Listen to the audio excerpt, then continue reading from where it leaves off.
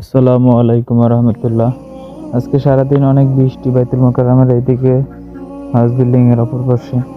তো আজকে বাড়ি যাওয়ার চিন্তা ভাবনা করছি, নিয়ত করছিলাম, কিন্তু আজকে অনেক বৃষ্টি, কিন্তু তাও শরীর খুবই খারাপ। তাই বাসের টিকিট কেটে রওনা দিয়ে দিলাম। বাসে উঠছি আমি। তো অনেকক্ষণ ধরে অনেকই করার পরে বাস অনেক লেট করে এমনিতে ছাড়ছে। তারপরেও কোনো টেনশন না করে চলে আসছি। এতটা কষ্ট লাগছে, তারপর শরীরটাও খুব খারাপ, তাও রওনা দিয়ে দিছি। এই মায়ার শহরে, এই ব্যস্ততার শহরে আর থাকা আমার হবে না।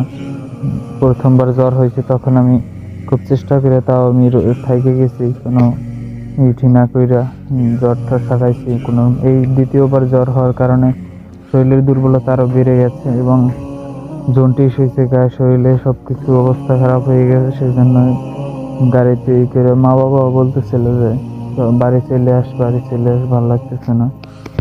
বাড়ি আসার ন্যায়টি করলাম। জীবনে সর্বোচ্চ দিয়ে সবকিছু চেষ্টা হয় না, কারণ মানুষের অনেক ধৈর্য থাকে না, সব সময় সব রকমের ধৈর্য থাকে না। মানুষ একটা মাটির জিনিস, মাটির মানুষ, সেটা কখনো একেবারে মাত্রাহীন ধৈর্য রাখতে পারে না।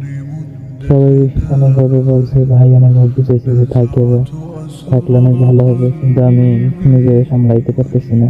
অনেক কষ্ট কইরাও নিজে রাখতে পারতেছি না। এই নিয়ে আবহাওয়ার সাথে আমার মানাইতেছে না, পানির সাথে আমার মানাইতেছে না, আবহাওয়ার সাথে আমার মানাইতেছে না। শরীর সব দিক দুর্বল হয়ে যাচ্ছে। আমার শরীর খুবই অনেক খারাপ, তাই বাড়িতে চলে যেতেছি, আর থাকতে পারতেছি না।